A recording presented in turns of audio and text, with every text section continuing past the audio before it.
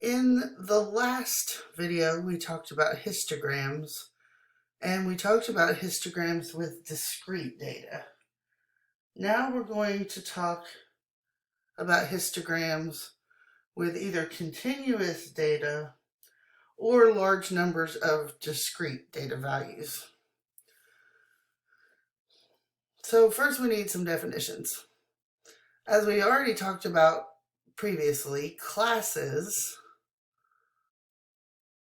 are categories into which data are grouped. So when a data set either has a large number of different discrete data values, or when the data set is comprised of continuous data, we create classes by using intervals of numbers. Now it's important that our classes do not overlap, because we don't want to be confused about which class a data value belongs to. We want it to only belong to one class. So these intervals have what we call a lower limit. We'll call it the lower class limit. And that's the smallest value within the class. They also have an upper class limit, which is the largest data value that can be in that class. The class width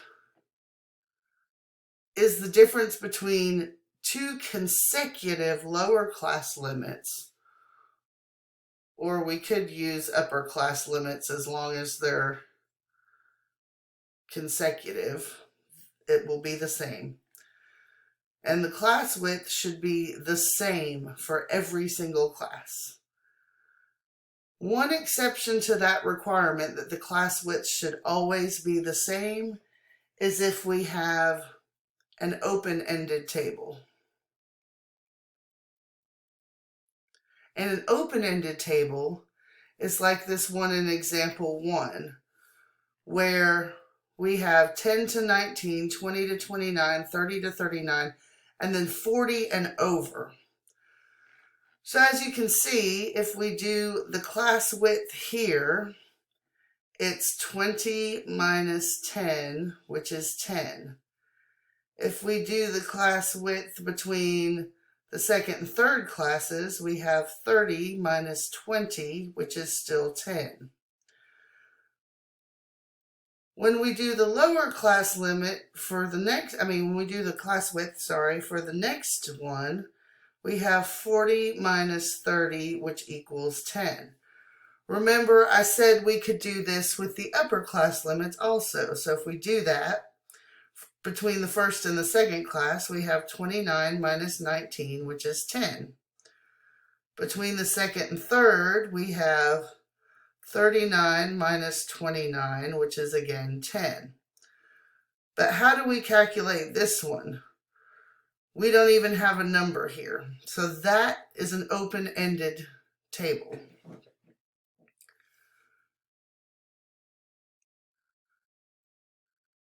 Okay, let's look at an example of getting the frequency and relative frequency and find class width and stuff from a table.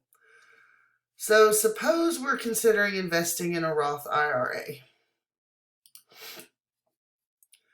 We collect the data in table 12, which is right here, and that represents the 5-year rate of return in percent, adjusted for sales charges, for a simple random sample of 40 large blend mutual funds. Construct a frequency and relative frequency distribution. So what we need to do here, you see they've started us with a first lower class limit of 8, and that class goes to 8.99.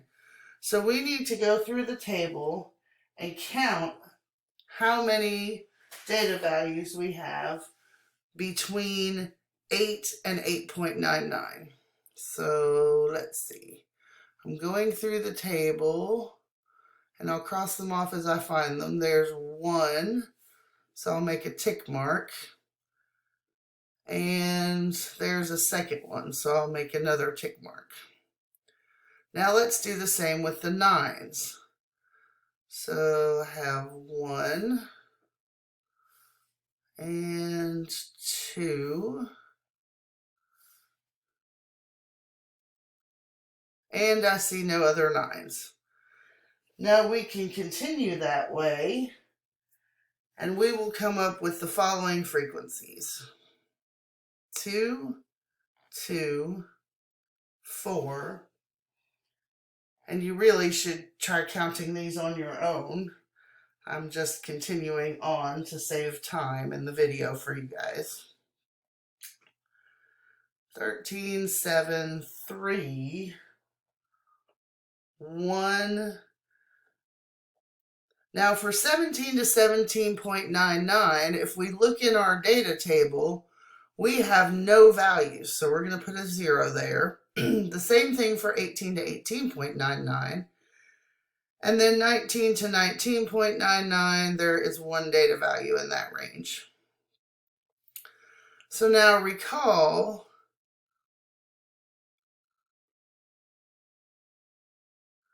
the relative frequency is the class frequency divided by the total number, so that's 40. And so doing that, we come up with the following relative frequencies: 0.05, and you should pause the video and do these yourself. The next one's 2 out of 40, so it's the same. And we just continue on.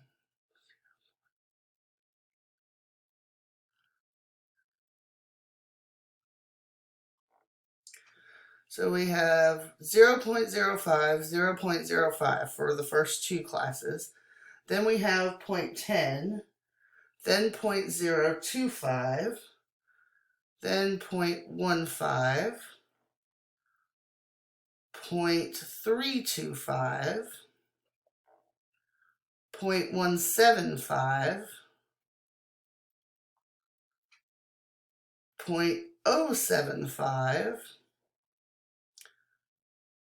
0.025, 0, 0, and 0.025. Now, what have we failed to do here? We really should have added up all these frequencies and make sure that we had 40. So just to prove to ourselves that we didn't miscount anything. I did that for us though, but you should always do that yourselves. So how do we decide what our first lower class limit should be and what the class width should be? Well, there's nothing special about the class width of 1 here. All of these have a class width of 1.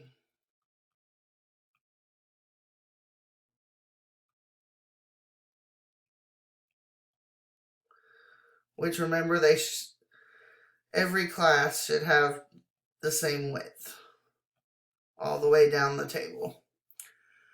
So we could have selected a class with a width of 3 or any other class width we wanted to. We just chose a class width that we thought would fit nicely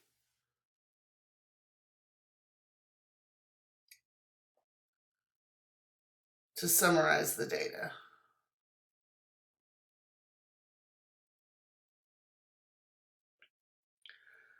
So how do we choose the lower class limit? You can either choose the smallest observation of the whole data set or a convenient number slightly below that. So if we go back to our data table, our smallest data value, which we'll call the minimum just means smallest, data value, was 8.28. That's kind of a weird thing to start a class at. We generally, if possible, like to use nice whole numbers. So that's why we decided to make our first class start at 8. That was a choice of convenience. So as I said in the previous example, the smallest observation was 8.28. So it was just convenient for us to use 8. From there, how do we decide what the class width is? Well, first we decide how many classes we want. So generally there should be between 5 and 20 classes. The smaller the data set, the fewer number of classes we want to use. So in the previous example, we chose the number of classes to be 12. So we can determine the class width by using the following formula. We take the maximum data value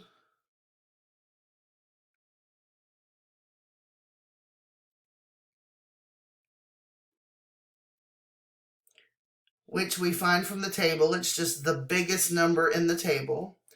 We subtract the minimum data value,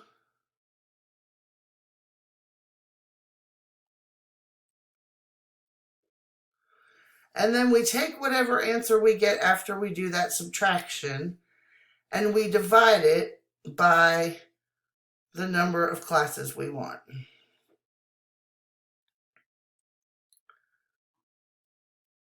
So if we do that,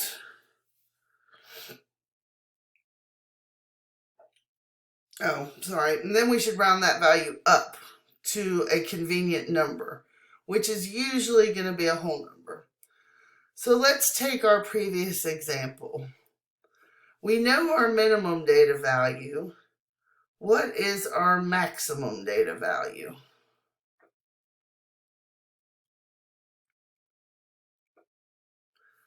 So the maximum, which is the largest,